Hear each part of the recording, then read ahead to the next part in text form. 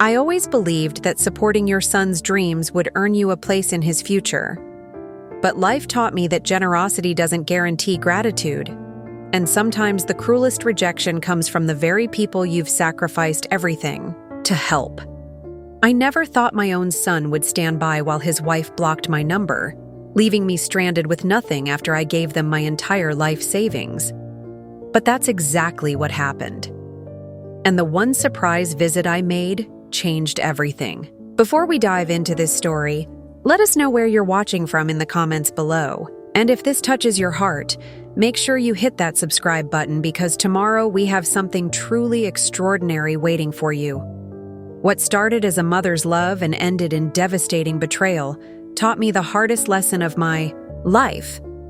Sometimes the family you choose matters more than the family you're born with. Before we jump back in, tell us where you're tuning in from. And if this story touches you, make sure you're subscribed.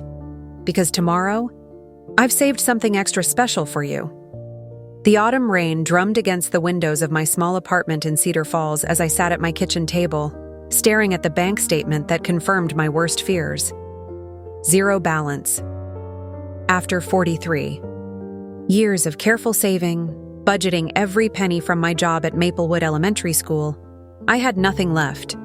The woman staring back at me from the hallway mirror looked older than her 64 years. Her graying hair pulled back in a simple ponytail. Her clothes practical but worn. My name is Olive Taylor, and I had always believed that a mother's love could bridge any gap, heal any wound, and secure any future. I taught second grade for most of my adult life in this quiet town where everyone knew everyone, where families stayed for generations, and where promises still meant something. Or so I thought. The phone call that started it all came 6 months ago, on a Tuesday evening that began like any other. I was grading spelling tests when my phone buzzed with a call from my son, Julian Adams. At 32, Julian had always been my pride and joy, the boy who brought me dandelions as bouquets, who called me every Sunday without fail, who had grown into a kind, ambitious man. When he married Astrid Parker 3 years ago, I welcomed her into our family with open arms, believing she would be the daughter I never had. "Mom, I need to talk to you about something important." Julian's voice had carried that familiar note of excitement mixed with nervousness that took me back to his school days when he'd bring home a report card or ask permission for a sleepover. "Of course, sweetheart. What's on your mind?" Astrid and I found this incredible opportunity. There's a franchise opening up in Willowbrook. You know, that new shopping district they're building about 30 minutes from here. It's a specialty coffee and bakery concept. And Mom, the numbers are amazing. We could be looking at 6-figure profits within 2 years. I had settled deeper into my favorite armchair, the one Julian's father had bought me for our 10th anniversary, before cancer took him away when Julian was just 15. "That sounds wonderful, honey. Tell me more about it." The initial investment is substantial, but Mom, this is our chance. Astrid has been researching the coffee industry for months. She's got spreadsheets, market analysis, everything. We've already met with the franchise representatives twice, and they're impressed with our business plan. There it was. That spark in his voice that reminded me of the little boy who used to build elaborate cities with blocks, always dreaming of something bigger and better. After his father died, I had poured everything into making sure Julian could chase his dreams. I worked extra shifts as a substitute teacher, took on tutoring in the evenings, saved every possible dollar for his college fund. Seeing him struggle in his current job at Clearwater Insurance, watching him come home frustrated and unfulfilled, had been breaking my heart. How much are we talking about, Julian? $180,000 for the franchise fee, equipment, and initial inventory. I know it sounds like a lot, but Mom, Astrid ran all the projections. The location is perfect, right next to that new yoga studio and the boutique bookstore. The foot traffic alone will guarantee success. $180,000. It was almost exactly what I had managed to save over the decades. My retirement fund, built penny by penny through careful living, coupon clipping, and saying no to countless small luxuries. The money I had planned to live on during my golden years, maybe take that trip to Ireland I'd always dreamed about, or simply have the security of knowing I wouldn't be a burden to anyone. That's a significant amount, sweetheart. Have you spoken to banks about financing? Julian's voice shifted slightly, taking on that pleading tone I remembered from his teenage years when he wanted something desperately. We tried, Mom. Our credit is good, but we don't have enough collateral for the full amount. The banks are willing to finance maybe 60%, but we need the rest up front. And honestly, the franchise opportunity won't wait. They have 3 other couples interested, and decisions need to be made within the next 2 weeks. I could hear Astrid's voice in the background, though I couldn't make out the words. There was something urgent in her tone, something that made Julian pause before continuing. Mom, I know this is huge to ask, but would you consider investing in our future? Not as a loan, but as a partner. We'd pay you back with interest, of course, but more than that, you'd be part of something amazing. Astrid has it all figured out. Within 5 years, we could open a second location, maybe even franchise out ourselves. The rain continued its steady rhythm against the windows as I processed his request. This was my son, the person I had sacrificed everything for, asking me to take one final leap of faith. In my mind, I could see him as that determined little boy, then as the young man who had worked so hard to rebuild his life after losing his father. Let me think about it, Julian. This is a big decision. Of course, Mom. But remember, this isn't just about us. This is about our future family, too. Astrid and I have been talking about starting a family soon, and this business could provide the stability and income we'd need. Grandchildren. The word hung in the air like a promise of everything I had ever wanted. That night, I couldn't sleep. I walked through my small apartment, touching the familiar objects that told the story of my life. The ceramic vase Julian had made in high school art class, the framed photo of his graduation from Riverside University, the quilt my mother had sewn for my wedding that now covered my reading chair. Each item represented sacrifice, love, and hope for a future where my investment in Julian would create lasting family bonds. This wasn't the first time Julian and Astrid had come to me for financial help, though never for such a substantial amount. It had started small, almost unnoticeably, about 18 months after their wedding. Julian called one evening, his voice tight with stress.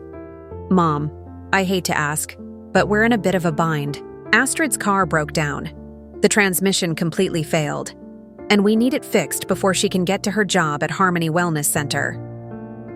The repair shop quoted us $3,500, and with the wedding debt still hanging over us, I hadn't hesitated. Julian had always been responsible with money, and after losing his father so young, I felt it was my duty to be both parents when life threw curveballs. I transferred the money that same day, telling myself it was what any loving mother would do. 6 months later, it was their heating system that failed during an unexpected cold snap in February. $8,000, Mom. Can you believe it? The whole unit needs to be replaced, and with winter still going strong, we can't wait for financing approval. Astrid's been getting sick from the cold, and you know how delicate her constitution is. I had noticed changes in Astrid around this time, though I attributed them to the stress of being newlyweds adjusting to life together.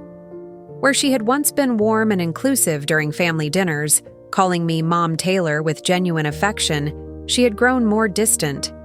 Our conversations became shorter, more focused on immediate needs rather than the deeper connection I had hoped to build with my daughter-in-law. Of course, I had told Julian, accessing my savings account once again. Family takes care of family. The pattern continued to evolve throughout their second year of marriage. There was the emergency dental work when Astrid's wisdom teeth became infected, $4,000 because their insurance wouldn't cover the specialist she insisted on seeing in the next town over. Then came the investment opportunity in Astrid's friend's organic skincare business, $12,000 that would definitely pay returns within 6 months. but somehow never materialized into anything more than expensive lotions that Astrid occasionally brought to family gatherings. Each request came with detailed explanations, spreadsheets that Astrid had prepared, and Julian's earnest assurance that this would be the last time that they were building toward financial independence and would soon be in a position to help me instead. I wanted to believe him. More than that, I needed to believe him. Looking back now, I can see how skillfully they had trained me to say yes. Julian would call when I was most likely to be feeling lonely, Sunday evenings after I'd spent the day alone, or during school holidays when the silence in my apartment felt heaviest. Astrid would send thoughtful text messages between their requests, sharing photos of recipes she was trying, or mentioning how much she missed our talks, building emotional credit that would be withdrawn when the next financial crisis arose. Preparing and narrating this story took us a lot of time, so if you are enjoying it, subscribe to our channel. It means a lot to us. Now back to the story. The requests always came with time pressure, emergency situations that couldn't wait for proper consideration or alternative solutions. And they always came with promises, not just of repayment, but of deeper family connection, of my importance in their future plans, of the role I would play in their eventual success and happiness. I had enabled this pattern because it filled a void in my life that had been growing since Julian married Astrid. Before their wedding, Julian and I had maintained a close relationship built on weekly dinners, long phone conversations about his work, frustrations, and dating life, and shared activities like hiking in Millbrook State Park or attending the annual Cedar Falls Arts Festival together. He had been not just my son, but my closest friend and companion. After the wedding, those intimate moments became increasingly rare. Julian's attention was divided, as it should be, between his wife and his mother. But rather than finding a healthy balance, I had unconsciously begun using financial support as a way to maintain relevance in his life. Each gift of money came with Julian's gratitude, with phone calls where he would update me on how they were using my contribution, with invitations to see their progress firsthand. I had been buying my way into their lives, though I wouldn't recognize this uncomfortable truth until much later. The most painful part of acknowledging this pattern was recognizing my own complicity. I had savings that I could access. I had lived modestly enough that these requests, while significant, didn't immediately threaten my basic security, and I had a deep, almost desperate need to feel needed by my son, to believe that my sacrifices were creating the kind of family bond that would sustain me through my later years. Astrid had been remarkably strategic in her approach, though I didn't see it at the time. She never asked for money directly. That always came through Julian, but she was masterful at planting seeds of concern about their financial stability, about missed opportunities, about the stress that money problems were causing their marriage. During our increasingly infrequent conversations, she would mention how hard Julian was working, how worried he was about providing for their future family, how much he hated having to ask his mother for help. "He's so proud, Mom Taylor," she would say with a concerned expression that I interpreted as loving devotion. "Sometimes I worry he'd rather struggle in silence than burden you. But I keep telling him that family supports each other, right? That's what real love looks like." 3 days after Julian's call about the franchise opportunity, I found myself sitting across from Margot Davies, my financial advisor at First National Bank of Cedar Falls, watching her review my retirement portfolio. With increasing concern, Margot had been handling my accounts for over 15 years, ever since I had first started seriously planning for retirement after my husband's death. "Olive, I have to ask," Margot said, removing her reading glasses and fixing me with a direct stare that reminded me of the way I used to look at students when I suspected they weren't telling me the whole truth. "Are you absolutely certain about this withdrawal? This represents 87% of your total retirement savings." The fluorescent lights in her small office cast everything in an unflattering pale glow, making the financial documents spread across her desk look even more stark and final. I could hear the muffled sounds of the bank's daily operations outside her door. Customers conducting routine transactions, tellers counting bills, the normal rhythm of financial life that suddenly felt alien to my current situation. Julian and Astrid have found an incredible opportunity, I explained, hearing the defensiveness in my own voice. It's not just an investment, it's their future, their chance to build something meaningful together. Margot leaned back in her chair, her expression carefully neutral in the way that professionals master when they want to express concern without overstepping boundaries. What kind of opportunity requires this entire amount up front? Most legitimate. Business investments allow for structured financing, especially for established franchises. I had prepared for this question, repeating the explanations that Astrid had provided during our dinner conversation the previous evening. Julian had brought her over to discuss the details, and I had been impressed by her thoroughness, her obvious research, and her genuine excitement about their plans. It's a specialty coffee and bakery franchise in the new Willowbrook shopping district, I said, pulling out the folder of documents Astrid had left with me. The franchise fee alone is $60,000. Then there's equipment, initial inventory, signage, licensing fees, security deposits for utilities, and the lease. Astrid has every expense itemized here. Margot accepted the folder and began reviewing the spreadsheets with the practiced eye of someone who had seen countless business plans over her career. Her silence stretched uncomfortably as she turned pages, occasionally making small humming sounds that could have indicated either approval or skepticism. The projections look optimistic, she said finally. Very optimistic. These profit margins assume immediate customer loyalty and consistent foot traffic from day one.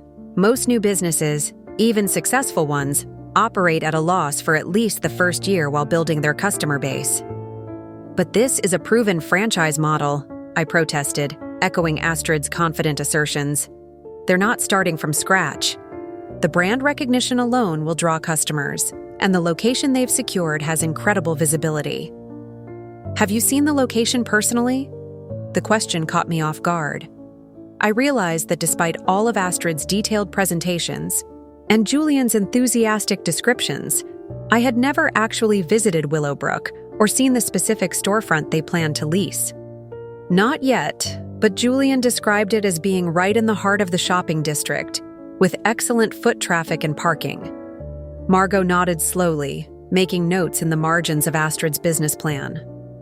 Olive, I've been in banking for 28 years, and I've seen a lot of family business ventures. The ones that succeed usually involve gradual investment, careful planning, and multiple sources of funding. When someone needs to access their entire life savings for a single opportunity, she let the sentence hang unfinished, but her meaning was clear. I felt a surge of irritation, partly at her skepticism, but mostly at my own growing doubts that I didn't want to acknowledge. This is my family, Margot. Julian has never asked me for anything he didn't genuinely need. And Astrid? She's worked so hard on this research. She's even planning to quit her job at the wellness center to focus entirely on making this business successful. I understand the family aspect, Margot said gently, but I have to ask, what's your backup plan if this doesn't work out? What will you live on if the business fails or if there are unexpected complications? It was a question I had been avoiding, pushing away every time it surfaced in my mind during sleepless nights. My teacher's pension would provide a modest monthly income, enough to cover basic expenses if I was careful. I owned my apartment outright, having paid off the mortgage using a portion of my husband's life insurance settlement. I could survive, I told myself. Though surviving would mean a very different retirement than the one I had envisioned. Julian and Astrid have committed to paying me back with interest once the business is established, I said. Though even as I spoke the words, I recognized how naive they sounded in the sterile environment of a bank office. Do you have that commitment in writing? A formal loan agreement with specified terms and collateral? I didn't. Our arrangements had always been based on trust, on family bonds that I had believed were stronger than legal documents. The idea of asking Julian to sign a contract felt like a betrayal of the unconditional love that had defined our relationship since his father's death. "We don't need contracts," I said firmly. "This is my son we're talking about," Margot completed the withdrawal paperwork with professional efficiency, though I could sense her continued reservations. As she prepared the cashier's check that would drain my life savings, she made one final attempt to introduce caution into my decision. "Olive, would you consider withdrawing only half the amount initially? Let them demonstrate the business's viability before committing your entire financial future." But I had already made my choice. The heart attack struck me 3 months after I had handed over my life savings, on a humid Thursday morning in July, as I was tending to the small herb garden on my apartment balcony. One moment I was watering the basil plants that reminded me of my late husband's love for Italian cooking, and the next I was on the concrete floor, my chest feeling like someone had placed a steel band around it and was tightening it with each labored breath. My neighbor, Clementine Clark, found me 40 minutes later when she came to return a book she had borrowed. Clementine was a retired nurse who lived in the apartment next door, and her immediate recognition of my symptoms probably saved my life. The ambulance ride to Oakwood Medical Center passed in a blur of oxygen masks, beeping monitors, and paramedics whose calm professionalism couldn't quite mask their concern about my vital signs. Dr. Thomas Reese, the cardiologist who treated me, was blunt about the severity of my condition. "Mrs. Taylor, you've suffered what we call a significant cardiac event. The blockage in your left anterior descending artery was nearly complete. You're going to need immediate surgery, followed by at least 6 weeks of recovery with strict limitations on physical activity."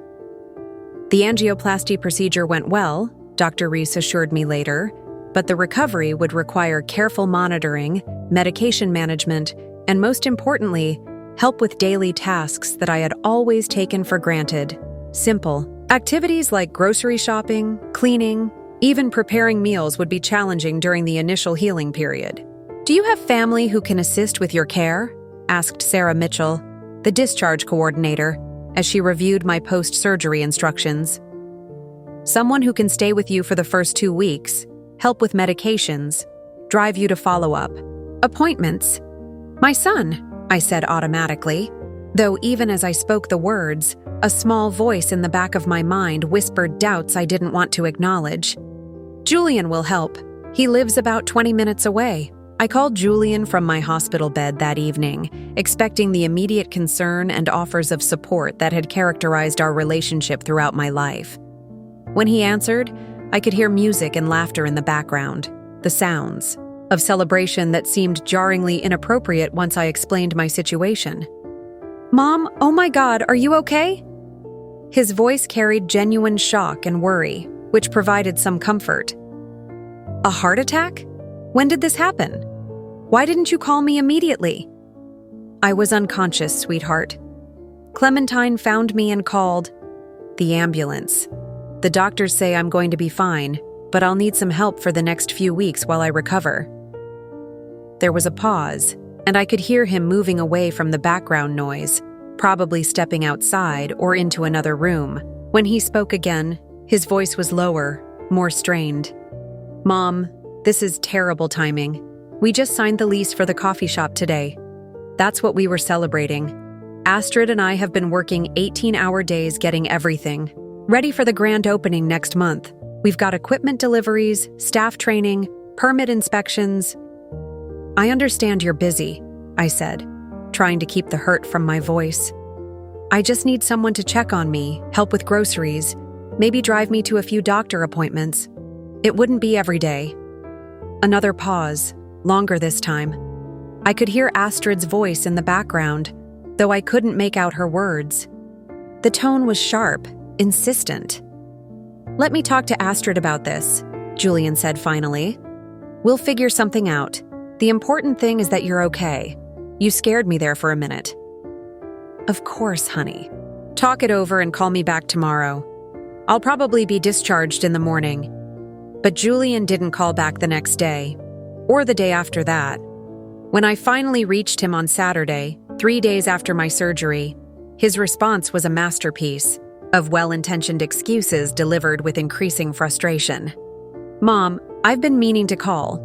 Things have been absolutely insane here. The coffee equipment arrived damaged, and we've been dealing with insurance claims and replacement orders.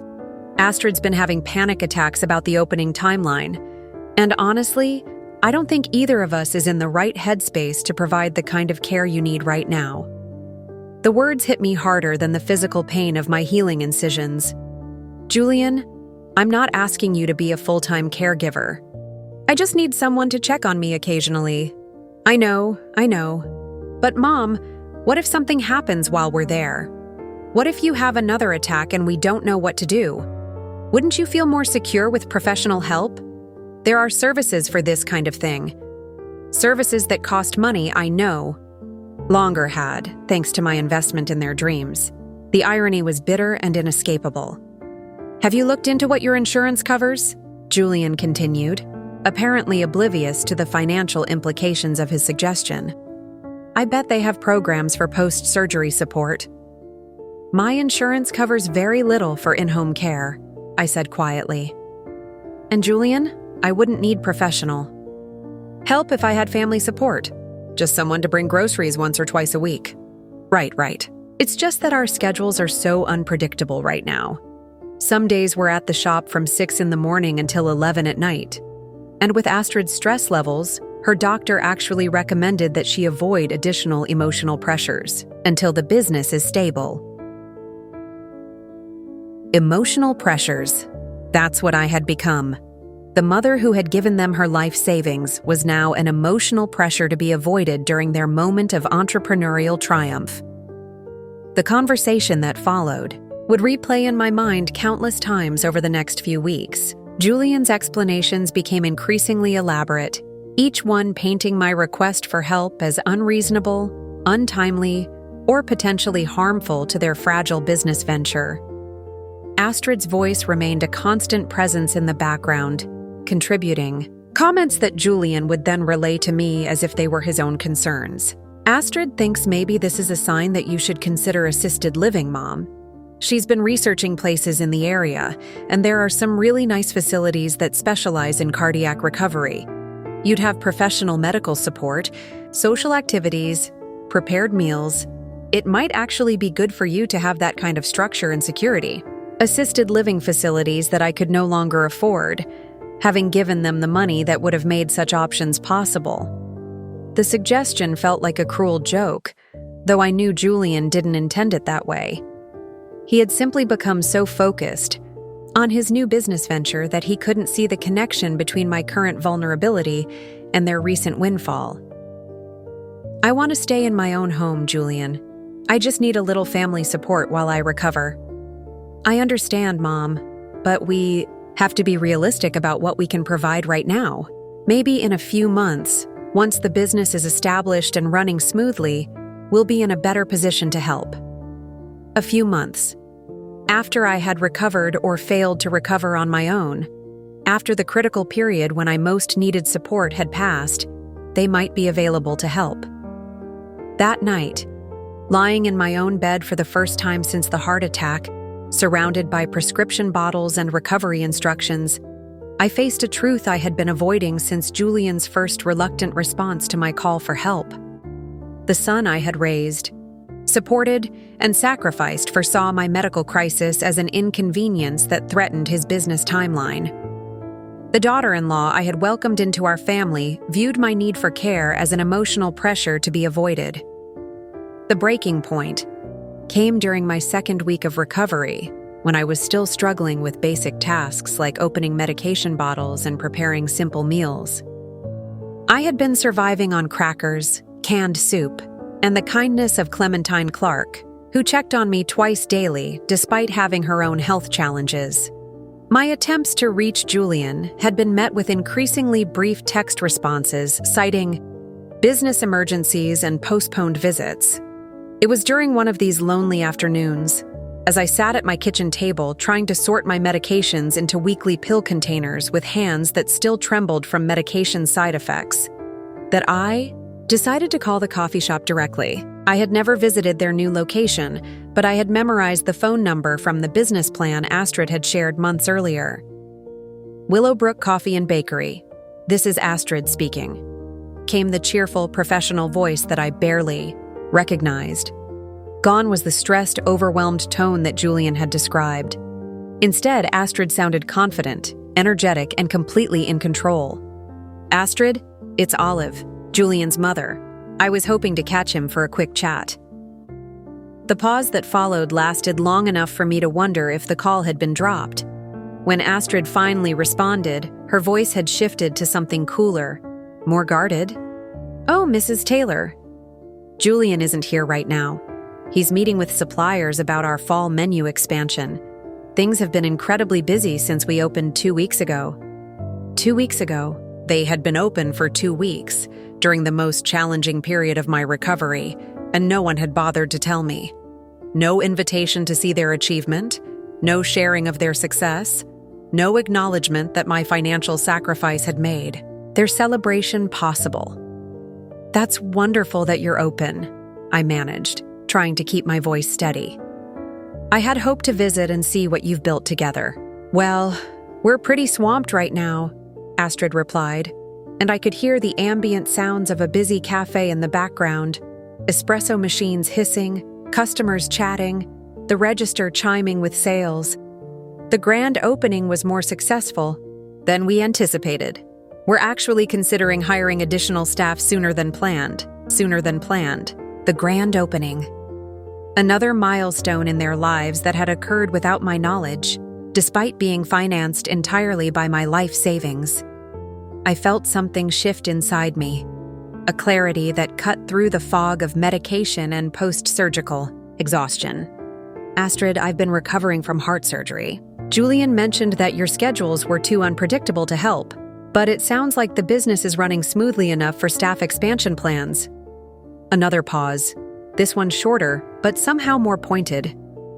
"Mrs. Taylor, I'm sorry about your health issues, but Julian and I have to focus on protecting our investment right now. This is a critical time for establishing our customer base and operational systems. We can't afford any distractions." Distractions. My medical crisis was a distraction from the business I had funded. The word hung between us like a verdict, stripping away the last pretense of family care and concern. "I see," I said quietly. "Could you ask Julian to call me when he has a moment?" "I'll give him the message," Astrid replied, though something in her tone suggested that message might not be delivered with any urgency. Julian didn't call that day, or the next. When I tried the coffee shop again, a young employee informed me that Julian was in meetings and would return my call, but no call came. By the third day, I began to understand that my communications were being filtered, managed, possibly even blocked entirely. The realization prompted me to do something I had never done before. I drove myself to their coffee shop, despite Dr. Reese's restrictions on driving during my recovery period. The 20-minute journey to Willowbrook felt longer than it should have, my hands gripping the steering wheel with a determination fueled by growing anger and hurt.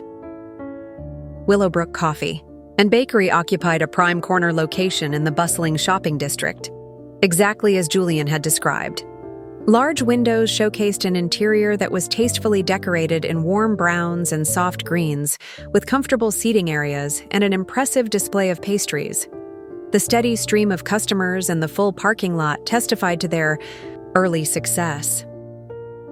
Through the windows, I could see Julian behind the counter, laughing with a customer as he prepared their order. He looked relaxed, happy, completely absorbed in his new role as successful entrepreneur. There was no sign of the stress and overwhelming demands that had supposedly prevented him from spending even an hour checking on his recovering mother.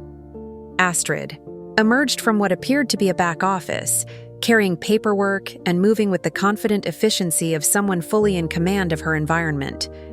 She was dressed in a crisp apron over business casual attire, her hair styled professionally, her demeanor radiating competence and control. This was not the overwhelmed, anxiety-ridden woman Julian had described when explaining why they couldn't help with my recovery. I sat in my car for nearly 30 minutes, watching their operation run smoothly, seeing my son and daughter-in-law interact with customers and employees with an ease that contradicted every excuse they had given me.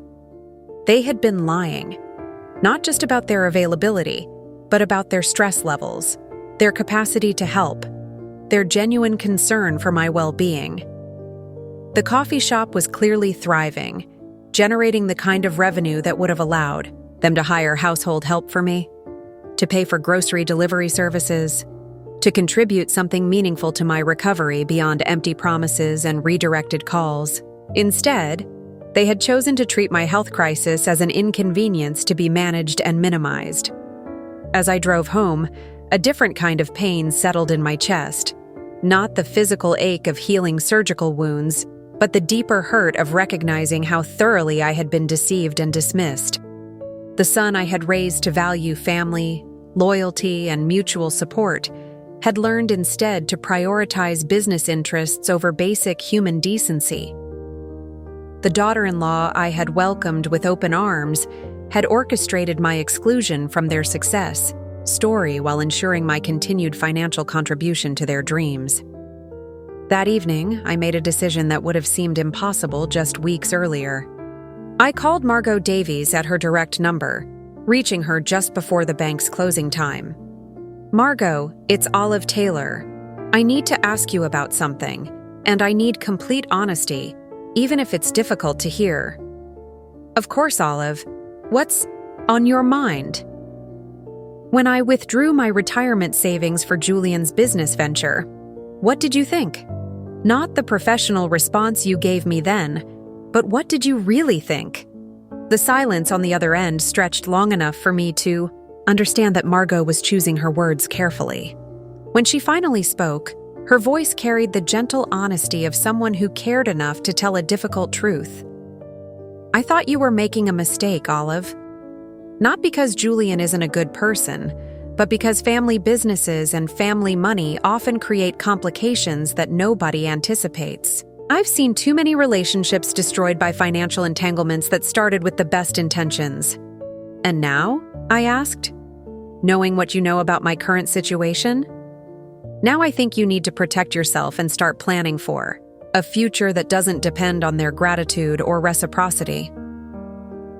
Margot's words echoed in my mind for days after our conversation, but it was Clementine Clark who showed me what genuine care actually looked like. My neighbor had been quietly managing my recovery in ways that Julian and Astrid claimed they couldn't, despite having no obligation beyond basic human decency and neighborly concern.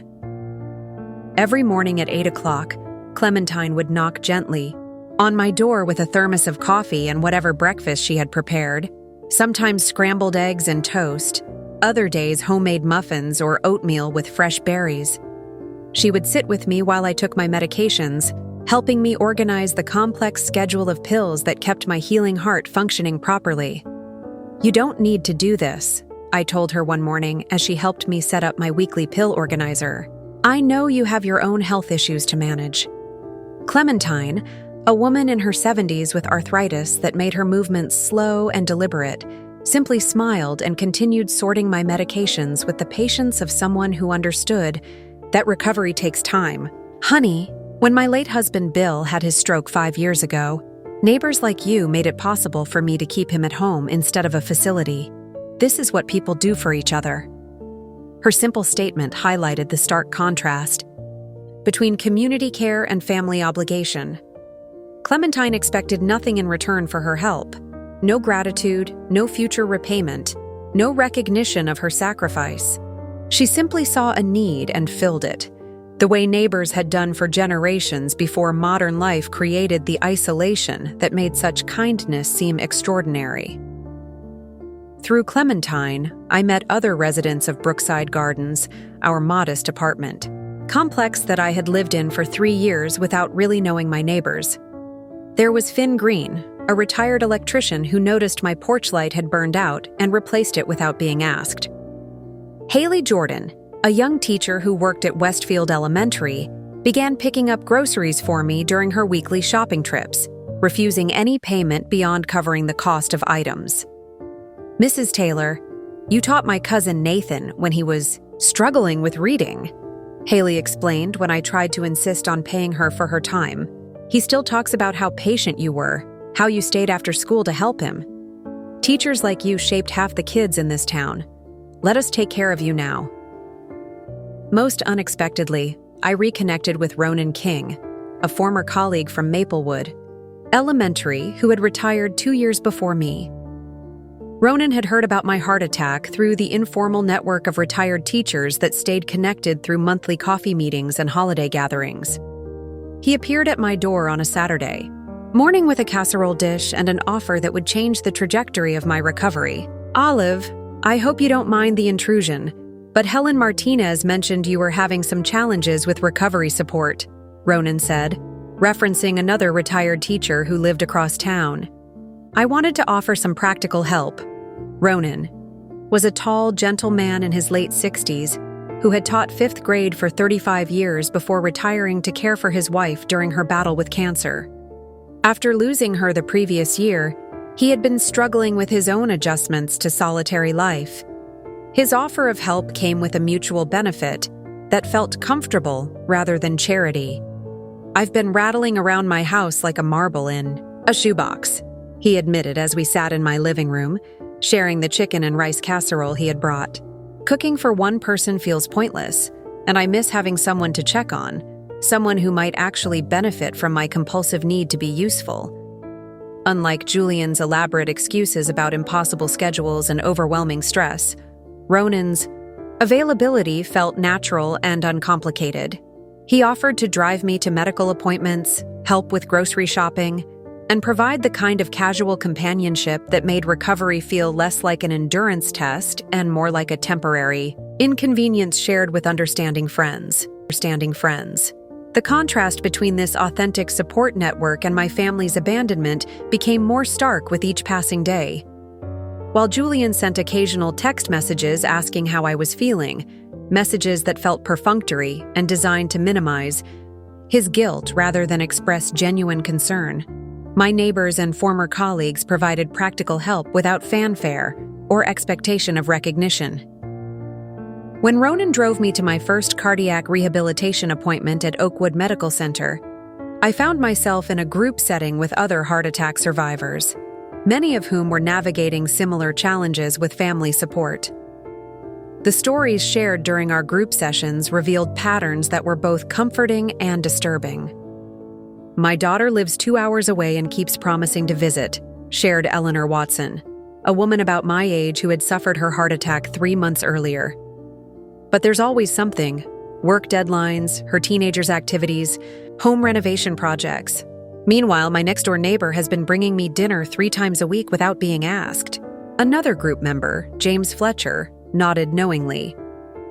"My son offered to hire a housekeeping service rather than spend time helping me himself, offered to pay for grocery delivery instead of visiting. He can solve my problems with money, but he can't spare time for actual presence." The rehabilitation counselor, Dr. Amara Scott, addressed these family dynamics with the practiced wisdom of someone who had guided many patients through similar realizations. Recovery from a cardiac event isn't just physical, she explained during one of our sessions. It often forces us to reevaluate relationships, to see which connections are based on genuine care versus obligation or convenience.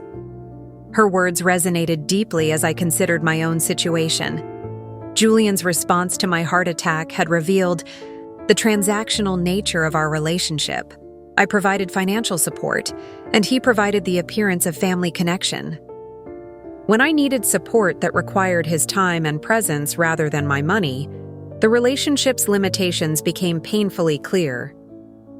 Dr. Scott continued, "Many patients discover that their most reliable support comes from unexpected sources: neighbors, acquaintances, even strangers who understand the vulnerability of medical recovery.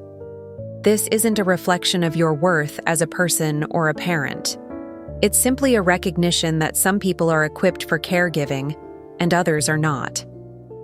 Through the cardiac rehabilitation program, I also met Beatrix Shaw, a social worker who specialized in helping seniors navigate family conflicts around health crises and financial exploitation. When I hesitantly shared my situation during a private consultation, her response was both validating and eye-opening. "Mrs. Taylor, what you're describing is unfortunately common," Beatrix said, reviewing the timeline of my financial support and subsequent abandonment. Adult children who have become accustomed to parental financial assistance often struggle to transition into reciprocal caregiving roles. The dynamic has been established as one-directional, and crisis situations reveal how entrenched those patterns have become. She introduced me to support groups for seniors dealing with family financial abuse and emotional abandonment, connecting me with resources I hadn't known existed. For the first time since my heart attack, I began to understand that my experience wasn't unique or shameful, but part of a larger pattern that many families navigated with varying degrees of success. The goal isn't necessarily to repair the damaged relationship, Beatrix explained during our second meeting. The goal is to build a life that provides security and fulfillment, regardless of whether those family relationships improve. You deserve support that doesn't come with conditions or require you to prove your worth through financial contributions. 6 weeks into my recovery, armed with the emotional support of my new community and the professional guidance of Beatrix Shaw, I made a decision that would have been unthinkable during my years of enabling Julian and Astrid's financial requests. I was going to investigate exactly what had happened to my life savings and whether their business venture was as successful as it appeared. The decision came during a sleepless night when my medication-induced insomnia had me sitting at my kitchen table, staring at the stack of medical bills that represented the true cost of my recovery. Even with insurance, the co-payments, medication costs, and ongoing cardiac rehabilitation expenses were depleting my remaining savings at an alarming rate. Meanwhile, Julian and Astrid's coffee shop appeared to be thriving, yet I hadn't received so much as a thank you card acknowledging my investment, let alone any discussion of repayment. My first call was to Margot Davies, who agreed to meet with me at the bank to review my options for financial recovery. When I arrived at First National Bank the following Tuesday, Margot had prepared a comprehensive analysis of my current financial situation that was both sobering and clarifying. Olive, based on your remaining assets and monthly expenses, including your new medical costs, you have approximately 14 months of financial stability left if nothing changes, Margot said, spreading documents across her desk with the gentle efficiency of someone delivering difficult news. After that, you'll need to consider significant lifestyle changes or seek additional income sources. The timeline hit me like a physical blow. 14 months before, I would need to sell my apartment, apply for additional assistance programs, or move to a subsidized facility, all because I had trusted my son's business acumen and his wife's financial projections. What are my options for recovering the money I invested in Julian's business? I asked, though I suspected the answer would be complicated. Margot pulled out a legal pad where she had already outlined several possibilities. First, we need to determine whether you have any formal agreement or documentation that establishes the transfer as a loan rather than a gift. Do you have anything in writing that specifies repayment terms, interest rates, or collateral? The absence of any such documentation felt like another mistake in a long series of trusting decisions that had left me vulnerable. No, everything was handled verbally. Julian assured me it was an investment that would benefit all of us, but I have no formal contract. That makes recovery more challenging but not impossible, Margot continued. The next step would be to document the current financial status of their business. If they're generating significant profits while you're facing financial hardship due to your investment, that could form the basis for a civil claim. She referred me to Jay Lewis, an attorney, who specialized in family financial disputes and business conflicts. Jay practiced law from a modest office in downtown Cedar Falls, and his straightforward manner reminded me of the small-town lawyers who had handled my husband's estate years earlier. Mrs. Taylor, these family business situations are unfortunately common, Jay said during our initial consultation, reviewing the timeline of my financial support for Julian and Astrid. The challenge is proving that a gift was actually intended as a loan or investment with expected returns. Jay explained that my first step should be gathering evidence about the actual performance of Willowbrook Coffee and Bakery. If they represented this as a business opportunity that would benefit you financially, and if they're now generating substantial profits while refusing to acknowledge your contribution, we may have grounds for a claim based on fraudulent misrepresentation or unjust enrichment. With Jay's guidance, I began what felt like detective work into my own family's business affairs. The process was both embarrassing and illuminating, revealing how little I actually knew about the venture I had funded with my entire retirement savings. My first discovery came through public business records available at the Cedar Falls Municipal Building. Ronan King, who had become my regular companion for errands and appointments, drove me to the city offices where we requested copies of the business license, permits, and tax records for Willowbrook Coffee and Bakery. Olive, you're entitled to this information as someone who made a substantial financial contribution to this business, Ronan assured me as we waited for the clerk to process our request. This isn't spying. This is protecting your interests. The documents revealed several concerning details. The business license listed only Julian Adams and Astrid Parker as owners, with no mention of any other investors or financial contributors. More significantly, their initial capital investment was listed as $200,000, $20,000 more than I had provided, suggesting they had secured additional funding without informing me.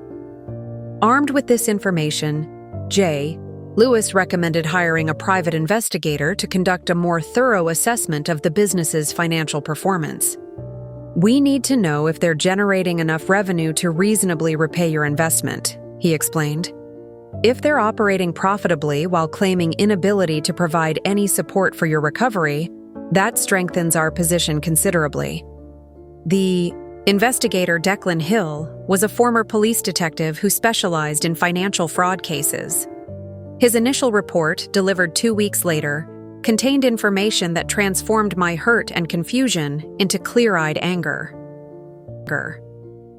Willowbrook Coffee and Bakery was not just successful, it was extraordinarily profitable. Daily revenue averaged between $2,000 and $2,500, with weekend totals often exceeding $4,000. Their monthly gross income was approaching $70,000, with net profits after expenses estimated at around $35,000 monthly. Mrs. Taylor, based on these numbers, your son and daughter-in-law are generating more than $400,000 annually from this business, Declan explained during our meeting at Jay Lewis's office. They have the financial capacity to repay your entire investment within 6 months if they chose to do so. The report also revealed that Julian and Astrid had used some of my money for purposes beyond the business startup.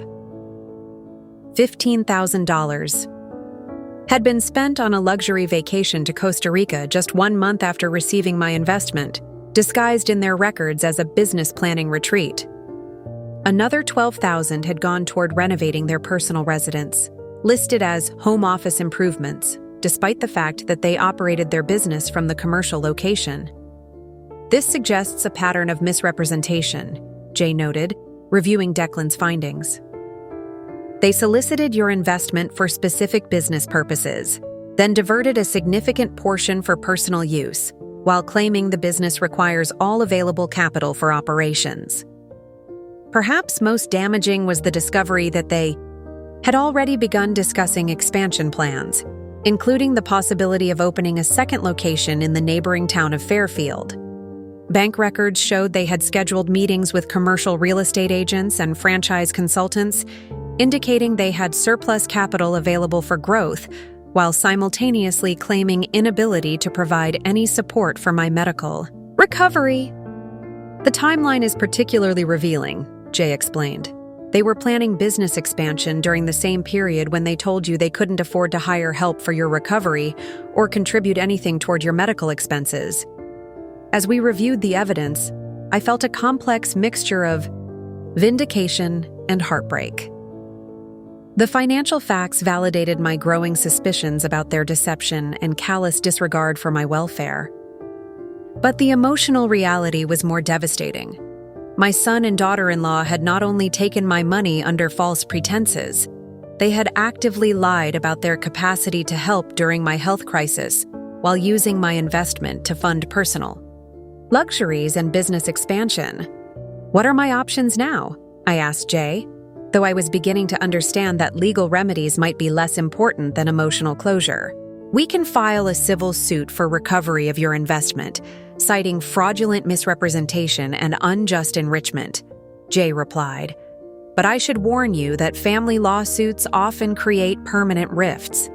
You'll need to decide whether recovering your money is worth potentially losing any possibility of repairing your relationship with Julian.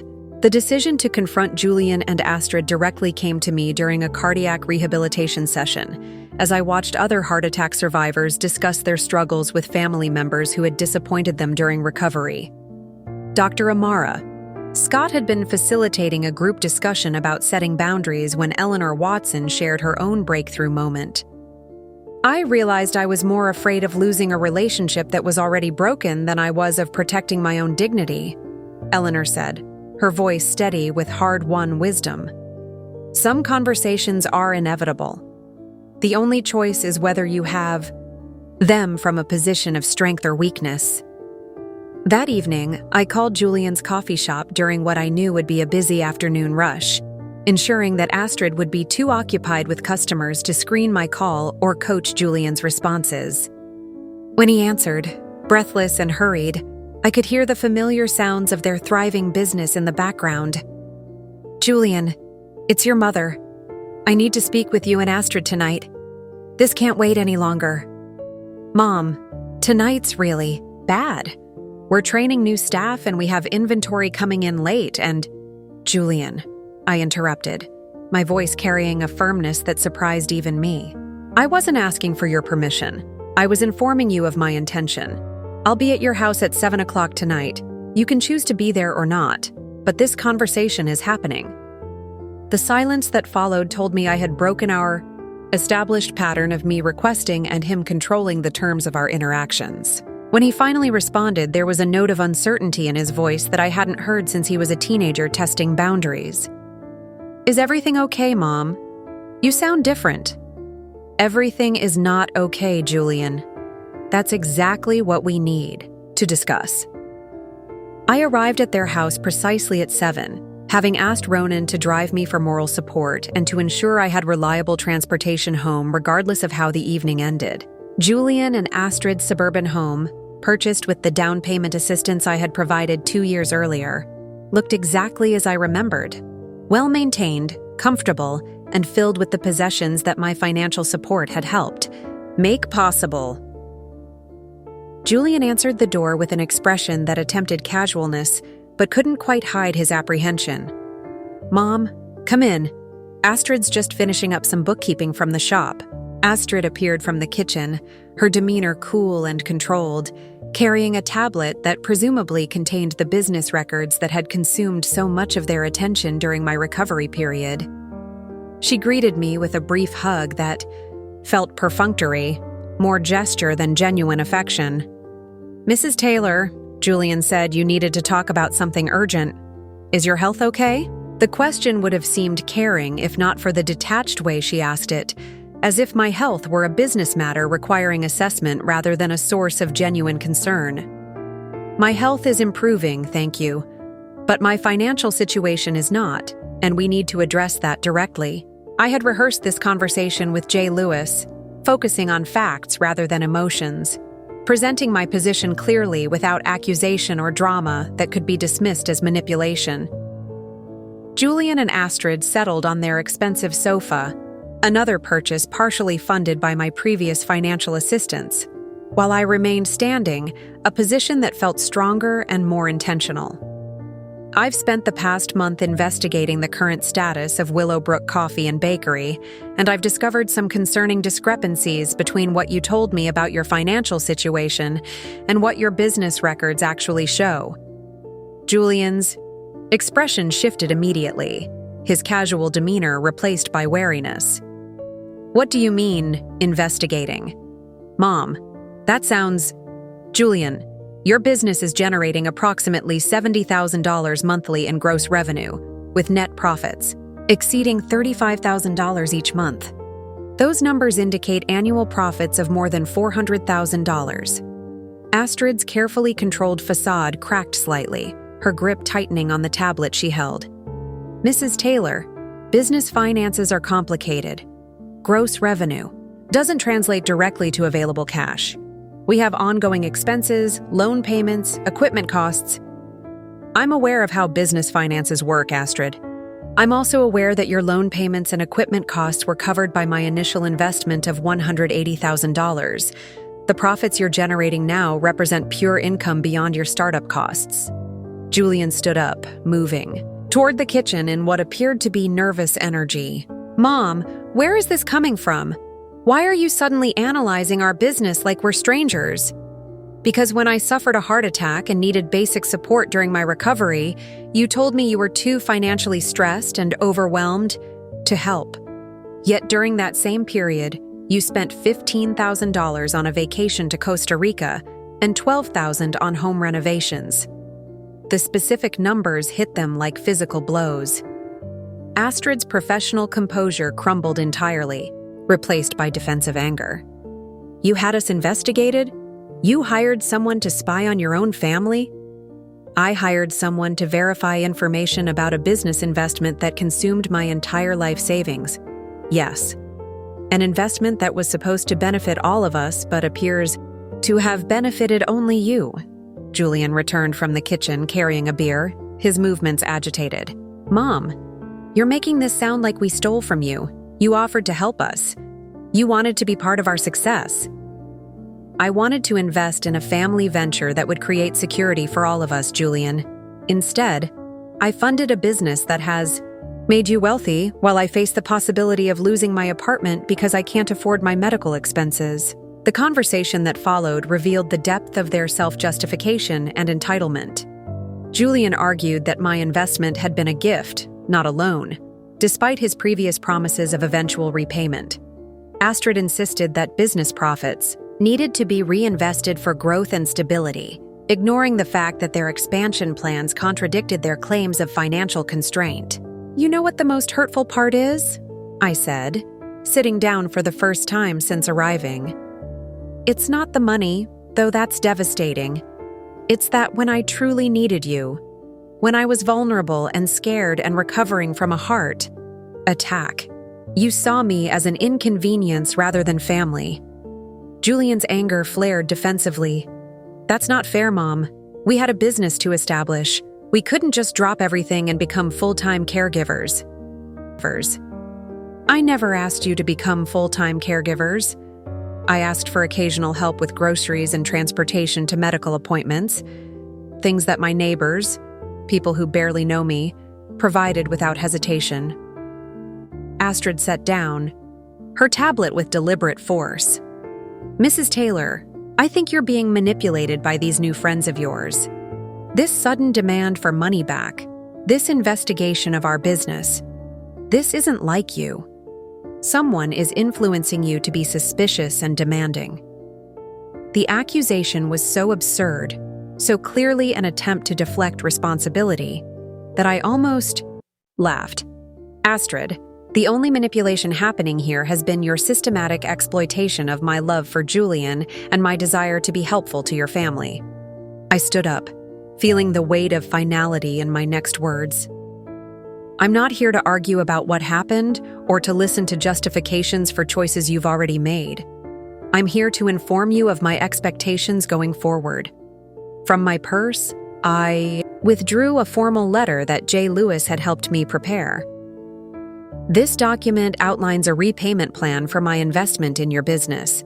Given your current profitability, I'm requesting repayment of $50,000 immediately, with the remaining balance paid over 18 months at a reasonable interest rate. Julian's face flushed red as he read the letter. You're seriously going to treat your own son like a business debtor? This is insane, Mom. What's insane, Julian, is that I have to ask for basic acknowledgement of my contribution to your success. What's insane is that you can afford luxury vacations and home improvements while your mother rations her heart medication because of cost. Astrid moved to Julian's side, presenting a united front. We're not going to be threatened or extorted by family members who regret their generous decisions. If you want to destroy our relationship over money, that's your choice." I walked toward the door, my composure intact despite the emotional devastation of their response. "The relationship was destroyed when you decided my value was limited to my financial contributions. I'm simply acknowledging that reality and protecting what's left of my future." The formal legal process began 3 days after my confrontation with Julian and Astrid, when Jay Lewis filed a civil complaint in the Cedar Falls County Court seeking recovery of my investment under claims of fraudulent misrepresentation and unjust enrichment. The decision to pursue legal action felt both necessary and heartbreaking, representing the final acknowledgement that my relationship with Julian could not be salvaged through appeals to family loyalty or moral obligation. "Mrs. Taylor, I want you to understand what this process will involve," Jay explained during our meeting to review the complaint before filing. "Civil litigation between family members tends to be particularly contentious because it forces everyone to choose sides. Julian and Astrid will likely respond with their own attorney and may make this as difficult as possible." I had prepared myself for their resistance, but I hadn't anticipated how quickly word would spread through Cedar Falls' small community. Within a week of the filing, I began receiving phone calls from acquaintances who had heard about the lawsuit through the informal networks that make privacy impossible in small towns. The most difficult call came from Helen Martinez, the retired teacher who had originally connected me with Ronan. Her voice carried the careful neutrality of someone trying to maintain friendships on both sides of a conflict. "Olive, I heard about the legal situation with Julian. I want you to know that I'm not taking sides, but I have to ask, are you sure this is the best way to handle family disagreements?" The question stung because it reflected the judgment I had feared from my community. "Helen, this isn't about a disagreement. This is about recovering money that was taken under false pretenses while I was abandoned during a medical crisis." "I understand you're hurt," Helen continued, "but lawsuits have a way of making temporary problems permanent. Maybe there's another way to work this out?" After hanging up, I realized that one of the most challenging aspects of pursuing justice would be the social pressure to prioritize family harmony over personal protection. The community that had rallied around me during my recovery now seemed divided about whether my legal action was justified or vindictive. Fortunately, my core support system remained solid. Clementine Clark, Ronan King, and my cardiac rehabilitation group provided unwavering encouragement for my decision to protect my financial future. Beatrix Shaw, my social worker, helped me navigate the emotional complexity of the legal process while maintaining my mental health. "Olive, what you're experiencing is completely normal," Beatrix assured me during one of our sessions. "When victims of financial abuse pursue legal remedies, they're often criticized for being unforgiving or money-focused. But protecting yourself isn't vindictive. It's necessary self-care." Julian and Astrid's response to the lawsuit arrived 2 weeks after the initial filing, delivered by a law firm from the larger city of Riverside that specialized in defending against family financial claims. Their attorney, Margaret Collins, had crafted a response that was both legally strategic and personally devastating. The defense claimed that all money transferred to Julian and Astrid had been voluntary gifts made by a loving mother who wanted to support her son's entrepreneurial dreams. They characterized my lawsuit as the action of a bitter woman who was now regretting her generosity and attempting to punish her son for his success. Most painfully, they included a countersuit claiming that my legal action was causing them emotional distress and reputational damage that was harming their business. "They're asking for damages from you," Jay explained as we reviewed their response. "It's a common intimidation tactic designed to make plaintiffs drop their claims rather than risk additional financial exposure." The countersuit sought $50,000 in damages, claiming that my frivolous and vindictive lawsuit was driving away customers who had heard about the family conflict. They included affidavits from several business associates who characterized Julian and Astrid as hardworking entrepreneurs being unfairly targeted by a disgruntled family member. Reading their characterization of me as disgruntled and vindictive was almost more painful than losing the money. These were not strangers making accusations. This was my son, allowing his attorney to portray his mother as a bitter, grasping woman who was motivated by jealousy of his success rather than genuine financial need. The legal discovery process that followed provided both vindication and additional heartbreak. J. Lewis's request for financial documentation revealed the full scope of Julian and Astrid's prosperity and the cavalier way they had treated my investment. Bank records showed that my money had been deposited into their personal account rather than a business account, then transferred piecemeal to cover both legitimate business expenses and personal purchases. Most damaging to their defense was a series of text messages between Julian and Astrid that were recovered during the discovery process. The messages, exchanged during the week of my heart attack, revealed their true feelings about my medical crisis and my request for help. "Mom's timing is terrible as always," Julian had texted to Astrid. "Just when we're finally getting the business profitable, she has a medical emergency and expects us to drop everything." Astrid's response was even more callous. "She gave us the money knowing it was an investment in our future. Now she wants to cash in on guilt and family obligation. We need to manage this carefully so she doesn't become a permanent burden." Another exchange, dated 3 days after my surgery, showed their discussion about how to minimize their involvement in my recovery. "If we start helping now, she'll expect it permanently. Better to establish boundaries immediately. We can offer to pay for services rather than provide personal care." J. Lewis presented these messages as evidence of their calculated disregard for my welfare, demonstrating that their refusal to help during my recovery was not based on genuine inability, but on deliberate choice to prioritize their business interests over family responsibility. The most devastating evidence came from a message Astrid sent to a friend, recovered from her phone records. "Julian's mom had a heart attack, which is scary, but honestly the timing couldn't be better. Now we don't have to worry about her expecting regular involvement in our lives or the business. She'll be too focused on her health to ask questions about profits or demand acknowledgement of her contribution." Reading these messages in Jay's office, surrounded by the clinical formality of legal documents, I felt a grief that was deeper than anger. This was not just financial betrayal. It was the revelation that my son and daughter-in-law had viewed my medical crisis as a convenient solution to their desire for distance from family obligation. "Olive, I know this is painful," Jay said gently. "But these messages significantly strengthen our case. They demonstrate a pattern of deliberate exploitation and callous disregard for your welfare that supports our claims of fraudulent misrepresentation." The Aoi settlement negotiations that began in month 3 of the legal process reflected the weakness of Julian and Astrid's position. Their attorney, Margaret Collins, contacted Jay with an offer to settle for $25,000, characterizing it as a goodwill gesture rather than an admission of wrongdoing. "They're testing your resolve," Jay explained. "$25,000 is clearly inadequate given your losses and their financial capacity. They're hoping you'll accept a token amount to avoid the stress and expense of a trial." I rejected their offer immediately, instructing Jay to counteroffer with a demand for full restitution of $120,000 plus legal fees and interest.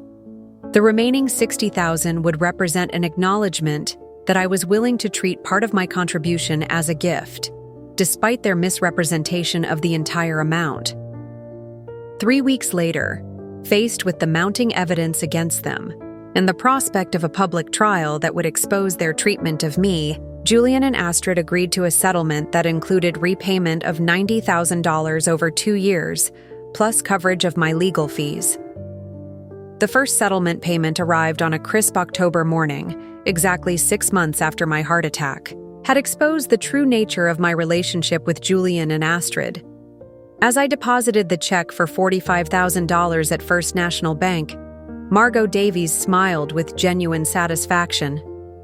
"Olive, This changes your financial timeline significantly, she said, updating my portfolio projections on her computer. Instead of 14 months of stability, you now have approximately 4 years of security, even accounting for your ongoing medical expenses. 4 years felt like a lifetime compared to the financial cliff I had been approaching. More importantly, it represented validation that my decision to pursue legal action had been correct, despite the social pressure and emotional cost of confronting my own son through the court system. The transformation in my daily life over the following months was gradual but profound. Without the constant anxiety about financial survival, I found myself able to focus on rebuilding my life in ways that brought genuine joy rather than merely managing crisis. My recovery from the heart attack had progressed to the point where Dr. Thomas Reese pronounced me cleared for normal activities, with the caution that I should continue the stress management techniques I had learned through cardiac rehabilitation. Your blood pressure is actually better now than it was before your heart attack, Dr. Reese observed during my 6-month follow-up appointment. Whatever changes you've made in your lifestyle, keep doing them. Stress reduction seems to be agreeing with you. What he didn't fully understand was that removing myself from the toxic dynamic with Julian and Astrid had eliminated a source of chronic stress I hadn't even recognized until it was gone. No more anxious phone calls about emergency financial needs. No more guilt about not providing enough support. No more walking on eggshells around Astrid's moods or Julian's increasingly entitled expectations. My relationship with Ronan King had evolved into something deeper and more meaningful than either of us had initially expected. What began as mutual assistance during my recovery had grown into genuine companionship based on shared interests, compatible values, and the kind of easy communication that comes naturally when neither person is trying to manage or manipulate the other.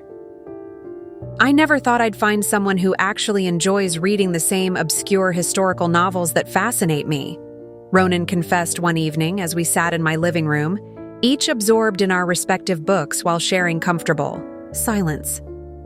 I never thought I'd find someone who doesn't see my love of reading as antisocial or boring, I replied, looking up from my biography of Eleanor Roosevelt to smile at this gentle man who had become such an important part of my new life. Our relationship remained undefined by traditional labels, which suited both of us perfectly. We were companions, confidants, and increasingly romantic partners, but without the pressure of merging our lives completely or making commitments that felt premature at our stage of life. Ronan maintained his house across town. I kept my apartment at Brookside Gardens, and we chose each day to spend time together because we genuinely enjoyed each other's company. The community I had built during my recovery continued to expand and deepen. My cardiac rehabilitation group had evolved into a social circle that met monthly for dinner, sharing not just health tips, but forming genuine friendships based on mutual support and understanding.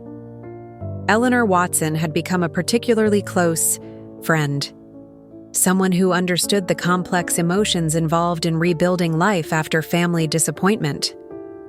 The hardest part isn't losing the relationship you thought you had, Eleanor reflected during one of our group dinners at Millbrook Bistro. It's accepting that the relationship you thought you had may never have really existed in the first place.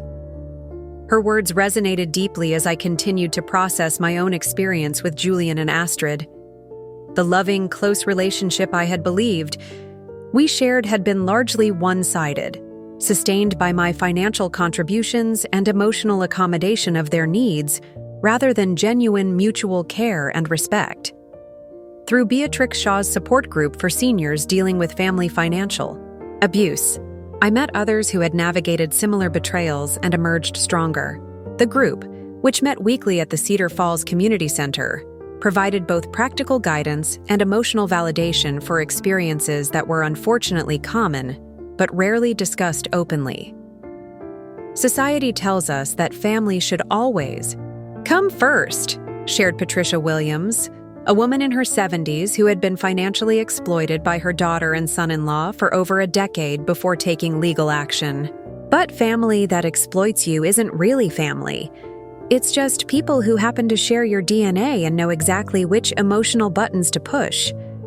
These conversations helped me understand that my experience wasn't a reflection of personal failure, but part of a larger pattern affecting many seniors.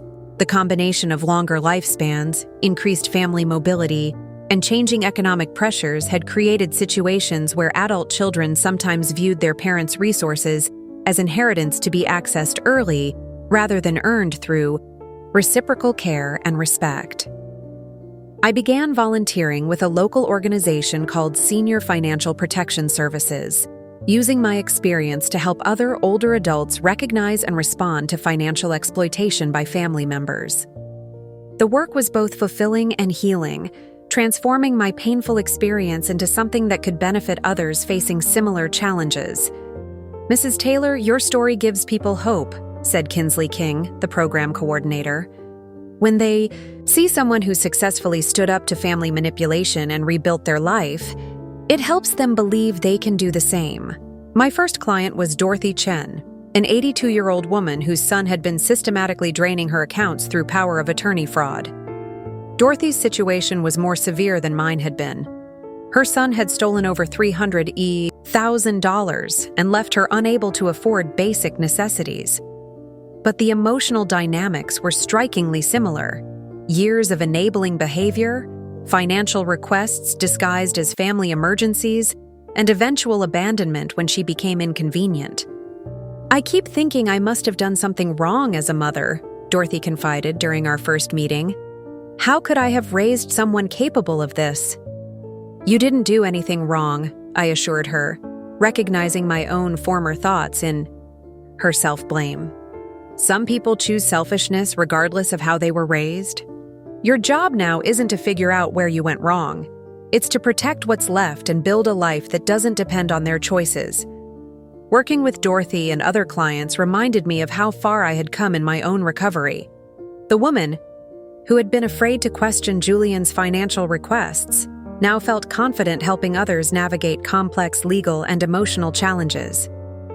The mother, who had enabled destructive behavior out of misplaced love, now understood the difference between supporting someone and allowing them to exploit you. My living situation had also evolved in ways that reflected my new priorities.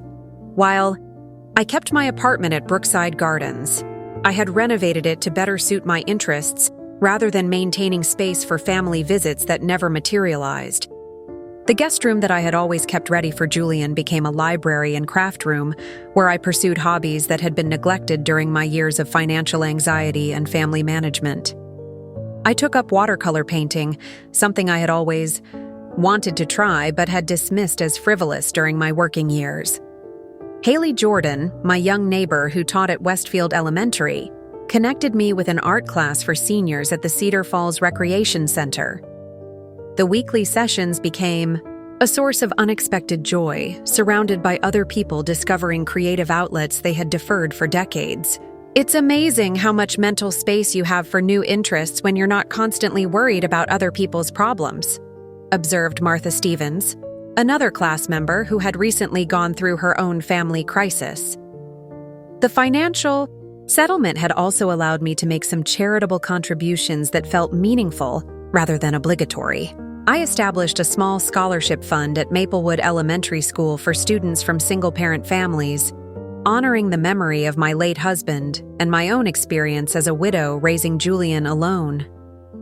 The scholarship specifically supported children whose families were struggling financially, providing school supplies and funding for educational activities that might otherwise be unaffordable. "Mrs. Taylor, this scholarship represents exactly the kind of support that can change a child's educational trajectory," said Principal Andrews when I attended the first award ceremony. "Your generosity is creating opportunities for families who need it most." The scholarship felt like a redemption of sorts. Money that had been misused by my own family was now genuinely helping families who would appreciate and benefit from the support. Unlike my financial contributions to Julian and Astrid, these funds came with clear parameters, specific purposes, and grateful recipients who understood the gift they were receiving. As winter approached, marking nearly a year since my heart attack and the beginning of my transformation, I found myself reflecting on the unexpected gifts that had emerged from such a painful experience. The crisis that had initially seemed like an ending had become a beginning, the start of a life built on authentic relationships, financial security, and personal fulfillment rather than family obligation and enabling behavior. My phone rarely rang with emergency requests anymore because the people in my life now were self-sufficient adults who offered support rather than demanding it. Ronan checked on me because he cared about my well-being, not because he needed something from me. Clementine shared meals and conversation because she enjoyed my company, not because she was managing a crisis. My volunteer clients appreciated my help because it was freely given and genuinely useful, not because it was expected or taken for. Granted, the contrast with my previous life was stark. For decades, my value had been measured by my willingness to provide financial assistance, emotional support, and practical help to Julian, often at the expense of my own needs and interests. Now my relationships were based on mutual respect, shared interests, and genuine care, rather than transactional exchanges where I gave and others took. Perhaps most importantly, I had learned to trust my own judgment and prioritize my own welfare, without guilt. The woman who had ignored obvious red flags about Julian and Astrid's financial requests now felt confident setting boundaries and protecting her resources.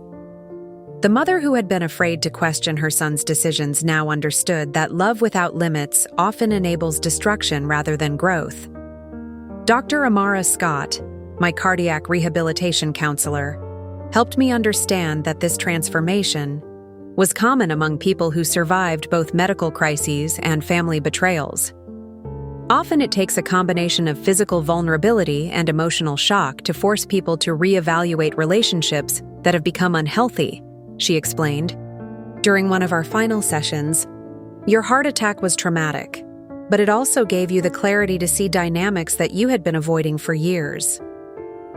As I prepared for my first Christmas in my new life, I felt a peace that had been absent during previous holidays. There would be no stressful family gatherings where I walked on eggshells around Astrid's moods or anxiously waited for the next financial crisis to emerge. Instead, I planned a quiet celebration with Ronan, dinner with my cardiac rehabilitation friends, and volunteer work at the community center serving holiday meals to families in need. The holiday cards I received came from people who genuinely cared about my well-being, rather than viewing me as a potential source of assistance. Clementine had handmade a card featuring a watercolor painting of our apartment building. Eleanor Watson sent updates about her family's progress in rebuilding, relationships damaged by financial conflicts. Dorothy Chen included a photo of herself at her new apartment, finally safe from her son's financial abuse, thanks to legal protections we had helped her establish. The absence of a card from Julian was noticeable, but not devastating. The son who had once been the center of my world had become someone I barely recognized, and I had learned to build a life that didn't depend on his approval or presence. It was a bittersweet recognition, but also a liberation that allowed me to invest my emotional energy in relationships that truly valued what I had to offer. The phone call that would test everything I had learned came on a gray February morning, almost exactly 1 year after my heart attack. I was preparing breakfast when my phone displayed a number I hadn't seen in 8 months, Julian's personal cell phone, not the coffee shop line I had called during my desperate attempts to reach him during my recovery. For a moment, I considered letting it go to voicemail. The new life I had built was peaceful, fulfilling, and free from the anxiety that had characterized my relationship with Julian and Astrid. Did I really want to risk disrupting that hard-won serenity? But curiosity, and perhaps some residual maternal instinct, made me answer. "Mom?" Julian's voice was different, smaller somehow, lacking the confident entitlement that had marked our previous conversations. "I was wondering if we could talk." I sat down at my kitchen table, the same spot where I had received so many of his financial requests over the years. "We're talking now, Julian. What's on your mind?" A long pause, filled with the kind of silence that suggested he was struggling to find words. I wanted to apologize. For everything. For how we treated you, especially when you were sick. For the things Astrid and I said about you. For making you feel like you had to sue your own son to get basic respect. The apology I had imagined receiving, countless times over the past year, had finally arrived, but my response surprised me. Instead of relief or vindication, I felt a careful neutrality, as if I were listening to a stranger's confession rather than my son's acknowledgement of wrongdoing. I appreciate you saying that, Julian. What prompted this realization? Another pause. Astrid and I are getting divorced, have been for 3 months now. When we were dividing assets and going through our finances with lawyers, I saw everything laid out objectively for the first time. How much money you had given us over the years, how profitable the business became, how we could have easily helped you during your recovery, but chose not to. The news of their divorce didn't surprise me as much as I thought it would. Their relationship had seemed increasingly strained during the legal proceedings, with Astrid often taking the lead on their defense, while Julian appeared uncomfortable with her more aggressive tactics. "I'm sorry to hear about your marriage ending," I said, and meant it, despite everything that had happened. "I think it's for the best," Julian continued. "Being married to Astrid changed me into someone I don't recognize. Someone who could look at his own mother recovering from a heart attack and see her as an inconvenience rather than family who needed help." His words suggested genuine self-reflection, but I had learned to be cautious about accepting change based on a single conversation. "Julian, I need to ask you something directly. Are you calling because you've genuinely realized how your behavior affected me? Or because your divorce has left you feeling isolated and looking for reconciliation?" The directness of my question seemed to catch him off guard. That's a fair question. I guess both, if I'm being completely honest. The divorce has made me realize how few genuine relationships I have left. But Mom, spending months going through depositions and financial records also made me see how callous we were. Those text messages they found during discovery. Reading. My own words about you being a burden. It made me sick. I remembered those messages, the casual cruelty with which he and Astrid had discussed my medical crisis. Those messages were painful to read, Julian, but they were honest. They showed how you really felt when you thought no one was listening. I know, and I can't take them back or explain them away. All I can do is tell you that I'm not that person anymore, and ask if there's any possibility of rebuilding some kind of relationship. The conversation continued for nearly an hour, with Julian sharing details about his divorce, his growing recognition of how Astrid had influenced his behavior, and his genuine remorse about the pain he had caused me. He spoke about attending therapy to understand how he had become someone capable of abandoning his mother during a medical crisis, and his commitment to making amends beyond simple apologies. "I want to be clear about something," he said, near the end of our call. "I'm not asking for your forgiveness because I deserve it. I'm asking for the chance to prove that I can be the son you raised me to be, the person Dad would have wanted me to become." The reference to his father was calculated, to pull at my heartstrings, and I recognized it as such, but there was something in his voice, a vulnerability I hadn't heard since he was a teenager dealing with his father's death, that suggested genuine emotional growth rather than manipulation. "Julian, I'm glad you're in therapy and working on understanding your behavior. But rebuilding trust isn't something that happens through phone calls and apologies. It requires consistent actions over time, and it has to happen without any expectation that things will go back to the way they were. I understand that. I just want the chance to try, if you're willing to give it to me." After we hung up, I sat quietly in my kitchen, processing the unexpected conversation.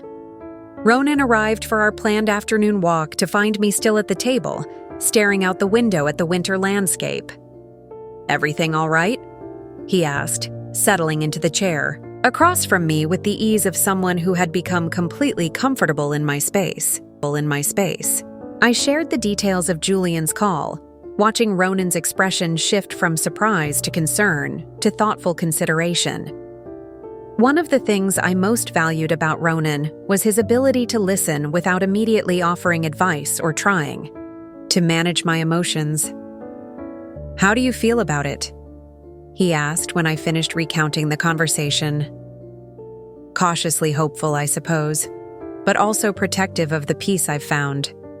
I don't want to go back to being the mother who enables destructive behavior out of hope that things will improve. Ronan nodded thoughtfully. What would rebuilding look like for you? What would need to change for you to feel comfortable having Julian in your life again? It was exactly the right question, focusing on my needs rather than Julian's desires for reconciliation. Over the following days, I gave it serious consideration, discussing the possibilities with Beatrix Shaw, my cardiac rehabilitation group, and the friends who had supported me through my transformation. "The key is maintaining the boundaries you've established," Beatrix advised during our session. "If Julian is genuinely committed to change, he'll respect those boundaries and work within them. If he's not, he'll try to negotiate them away or make you feel guilty for maintaining them." Eleanor Watson, my friend from the support group, offered a perspective shaped by her own experience with family reconciliation. I reconnected with my son after 3 years of no contact following his financial exploitation. But it took 2 years of him consistently demonstrating changed behavior before I trusted him enough to have regular contact. Even now, our relationship has clear limits that protect both of us.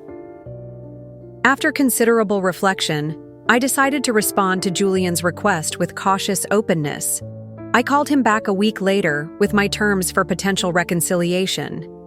"Julian, I'm willing to explore rebuilding our relationship, but it has to happen gradually and with clear boundaries.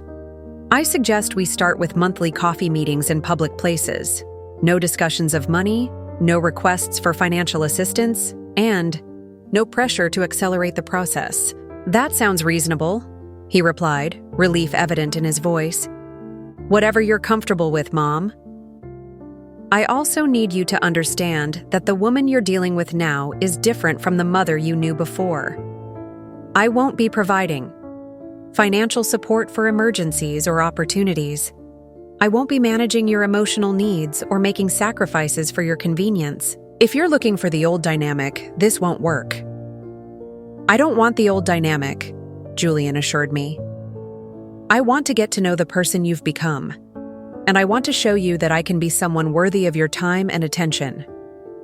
Our first meeting took place 3 weeks later at Millbrook Bistro, the same restaurant where my support group had celebrated various milestones in our recovery journeys.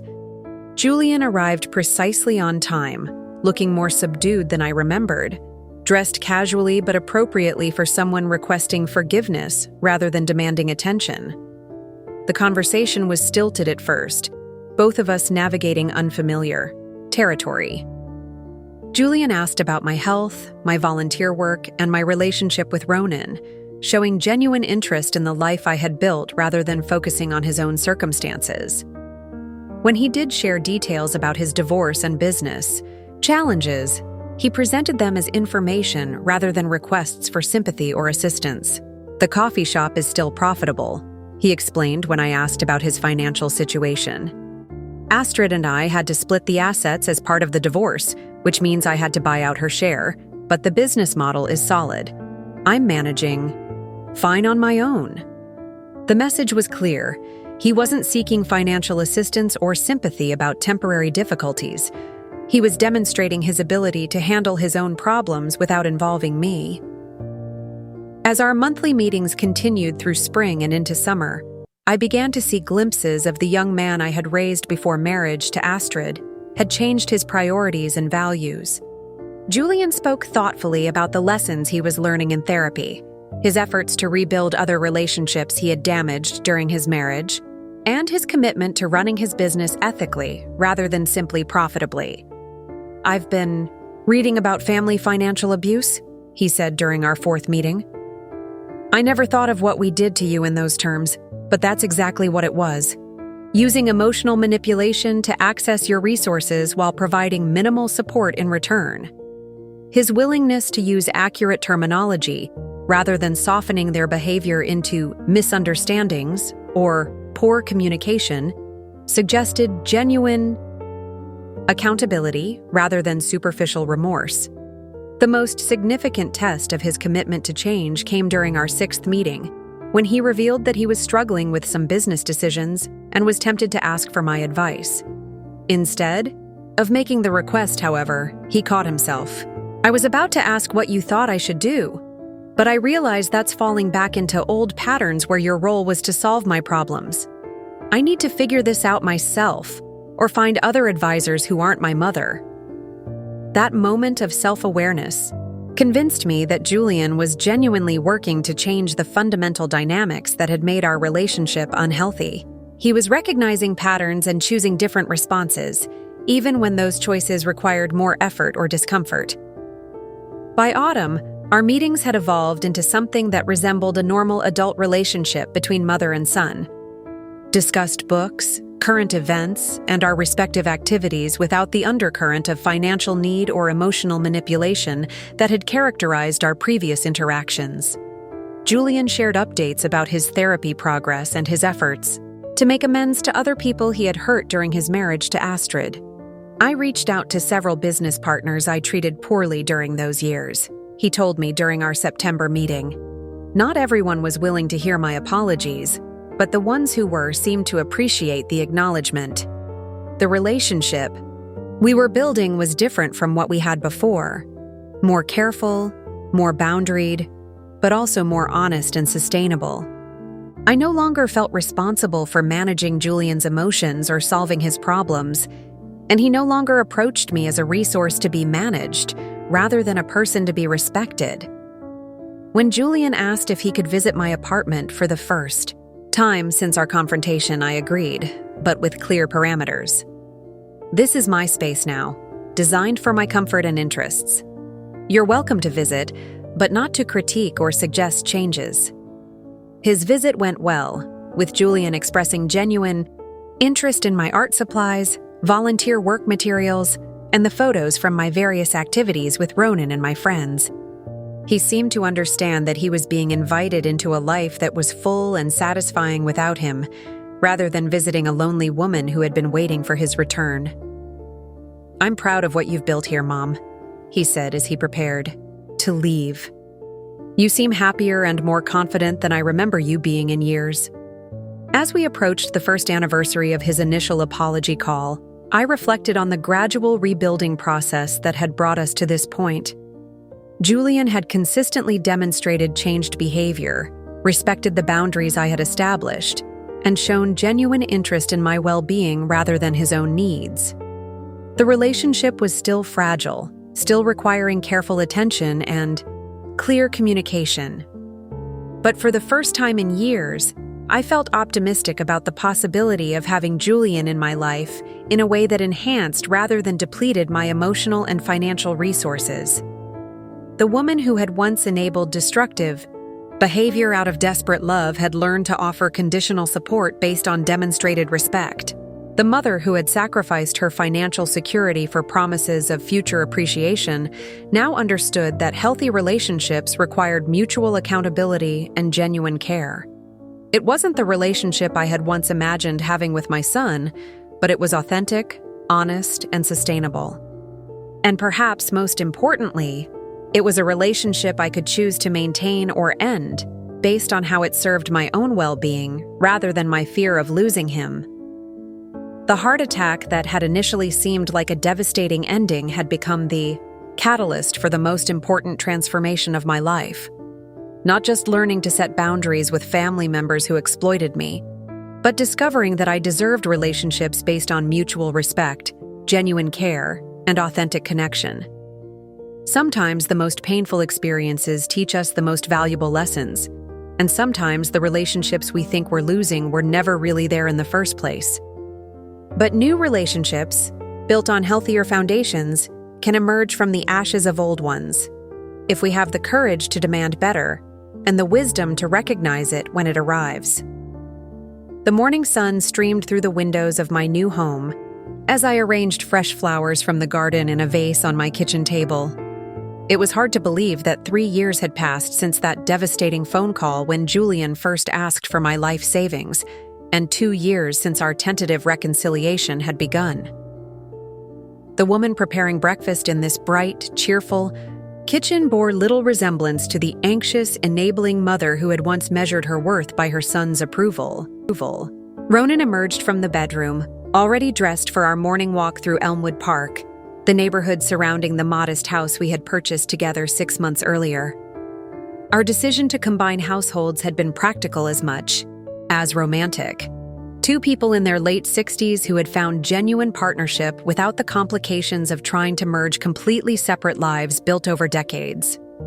The realtor called yesterday, Ronan mentioned as he poured coffee into our matching mugs, a housewarming gift from Clementine Clark, who had become like family to both of us. The couple from Portland wants to make an offer on your apartment. Sounds like they're serious buyers. The sale of my apartment at Brookside Gardens would provide the final piece of financial security I needed for retirement. Combined with the settlement payments from Julian, my teacher's pension, and the proceeds from Ronan's house sale, we had built a comfortable foundation that didn't depend on anyone else's promises or contributions. Good, I replied, settling into our morning routine with the ease of people who had learned to share space without losing individual identity.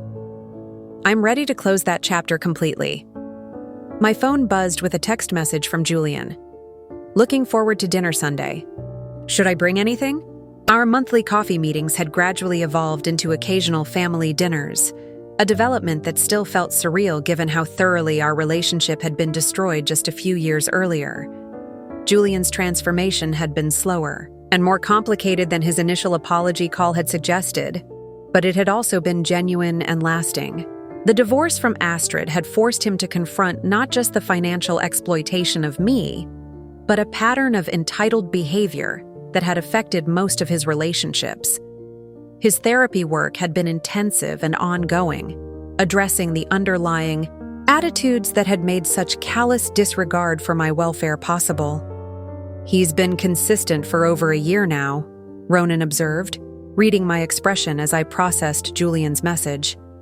That has to count for something. It did count for something, though I remained cautious about investing too much emotional energy in our rebuilding process. The relationship we were developing was pleasant but limited, more like friendly acquaintances who happened to share family history than the deep maternal bond I had once imagined we shared. Perhaps that was healthier for both of us. My work with Senior Financial Protection Services had expanded significantly over the past 2 years, and I had become one of their most requested advocates for seniors dealing with family financial abuse. The experience with Julian and Astrid, combined with my legal victory and subsequent rebuilding, provided credibility and hope for people facing similar betrayals. Just last month, I had helped Dorothy Chen's granddaughter recognize and stop her parents' systematic theft from Dorothy's accounts. The granddaughter, Sarah Chen, had contacted our organization after noticing discrepancies in her grandmother's financial statements during a routine visit. "Mrs. Taylor, I don't know how to thank you," Sarah had said after we successfully recovered most of Dorothy's stolen funds and established legal protections. "Grandmother is like a different person now, more confident, less anxious. You didn't just save her money, you saved her dignity." These success stories provided a sense of purpose that went far beyond personal satisfaction. Each family we helped represented validation that my painful experience could be transformed into something beneficial for others facing similar challenges. The doorbell rang, interrupting my reflections. Haley Jordan stood on our front porch, holding a covered dish and wearing the bright smile that had made her one of my favorite neighbors at Brookside Gardens. "Welcome to the neighborhood meal delivery," she announced, handing me what appeared to be a homemade casserole. "Mom sent this for you and Ronan. She's convinced you're both too busy unpacking to cook properly." Haley's mother, Linda Jordan, had become another unexpected friend, someone who appreciated my volunteer work and frequently contributed homemade meals for the senior clients I assisted. The informal network of support that had emerged during my recovery had evolved into lasting friendships that enriched my daily life in ways I hadn't anticipated. "Tell your mother she's wonderful, but we're managing fine," I said, accepting the dish gratefully. Though I have to admit, her cooking is better than mine. As Haley left, I reflected on how different my social circle had become.